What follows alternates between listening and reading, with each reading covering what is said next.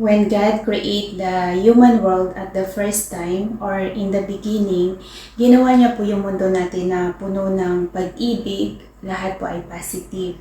At that time, meron pong unity and oneness. Pero nung dumating si Eve at nagkaroon ng temptation, kung bakit na-open yung negative side ng pag-iisip ng isang individual na tao. Kasi nung si Adam, 'di ba? Wala naman silang damit dati. Pero hindi sila nahiya at that time. Pero nung nagkaroon na ng temptation, saka sila namulat na wala pala talaga silang damit. So, ibig sabihin po, na-open yung mind nila sa outer reality. Yun po ay dahil sa temptation. Kung bakit, in a few years na lumipas, dahil po ang darkness ay mataas sa 3D mind consciousness, meron pong mga energy na naipon din sa mundo natin. Dahil ang mundo natin ay organic, may sarili po itong buhay. Parang katawan lang din natin may sariling buhay at every organ natin ay may purpose sa physical human body natin. Yung mundo naman natin is every living things ay may purpose sila na ginagawa kung bakit para magiging healthy yung mundo natin. And dahil na naging mataas yung level ng darkness sa 3D mind consciousness dahil po sa limited beliefs ng tao kung bakit nagkaroon po ng karmic energy. Yung karmic energy po ay negative energy. Dahil po yung mga tao is not aware sa kung ano yung iniisip nila. Dahil po, a human thoughts is creating energy. So, kung ano yung iniisip natin, yun din po ginagawa natin. So, hindi po natin namalayan na gumagawa tayo or ng negative behavior at nagko-contribute po tayo ng negative energy sa kabilang mundo. Kung bakit nag-form yung karmic energy, which is nagbibigay ng suffering and pain sa isang individual na tao or sa buhay ng isang individual na tao. At dahil po sa naipon ng karmic energy, kung bakit kailangan na po ito i-illuminate sa mundo natin. Dahil po, nagli-level up po yung mundo natin, so which is yung mga negative energy at mga karmic energy ay hindi na po sila karapat-dapat na manatili kung bakit kailangan po siya i-illuminate. And meron po siyang side effect. Yun po ay ang mga natural disaster na nangyayari sa mundo natin. Pero no matter what happen in the near future, dahil po sa releasing of karmic energy, huwag po tayong matakot. Instead, kailangan po natin mag-focus sa heart natin dahil dyan nyo po marireceive lahat ng guidance nyo and knowledge and understanding sa puso nyo po. Kailangan nyo po i-empty yung thoughts nyo and to put your feelings into balance, mentally and emotionally balance po yung feelings natin. That is to focus to our own heart because yung guidance natin magagaling po sa puso natin.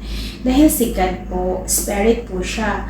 So, si God makakapagbigay sa atin ng guidance through energy. And the heart of human is only a way na makaka-receive ng energy. At kapag nag-focus tayo sa heart natin, maiintindihan natin yung sarili nating feelings.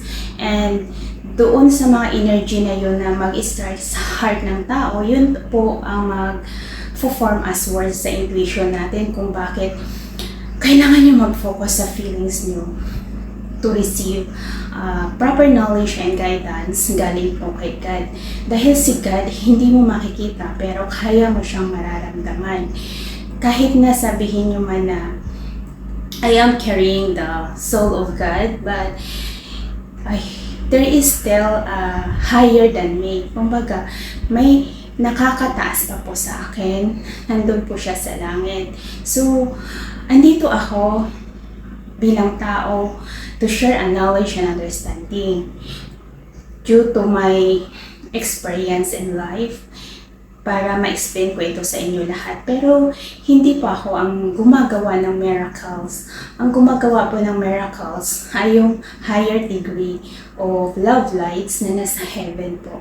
Sila po yung mga heavenly spirit, yung gumagawa po ng miracles sa mundo natin. Kaya po, yung kapag nag-focus po kayo sa heart nyo and to understand your own feelings, magiging aware kayo sa kung anong iniisip nyo.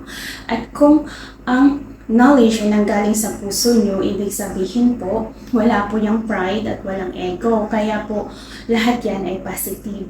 And dahil po sa pagiging positibo mo mag-isip, you will contribute a positive energy.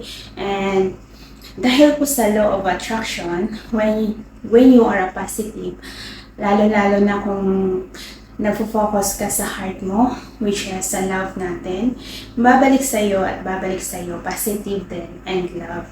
Kaya po sabi ko, mag-focus po kayo sa heart nyo. Open your heart and put yourself into feelings, balanced feeling, mentally and emotionally. Kaya sana po, no matter what happen in the near future, I want all of you to be in a balance mentally and emotionally.